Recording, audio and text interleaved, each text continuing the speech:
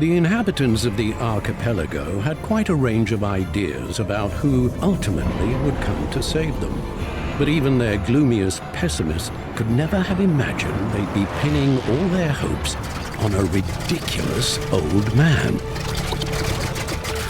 Undoubtedly, he was a spry old fellow for someone so clearly beyond his expiration date. But still, what could anyone honestly expect from a walking fossil? Maybe he'd pester everyone with endless questions, or trace his finger across his maps, which are no less ancient than he. But you'd have to be downright bats to think he'd actually defeat anyone with that funny little cane.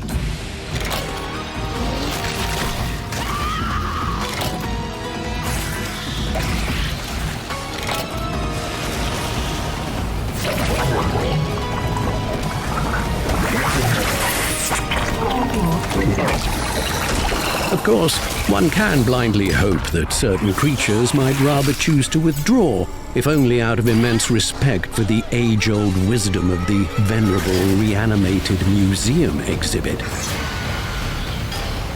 But most won't be surrendering without a fight.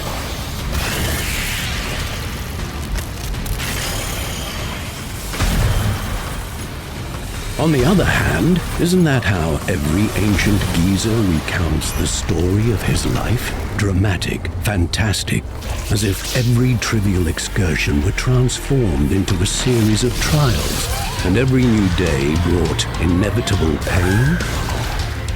And were this life eternal, there would be no end to the suffering. It's true what they say. Some people get so old, they simply forget to die.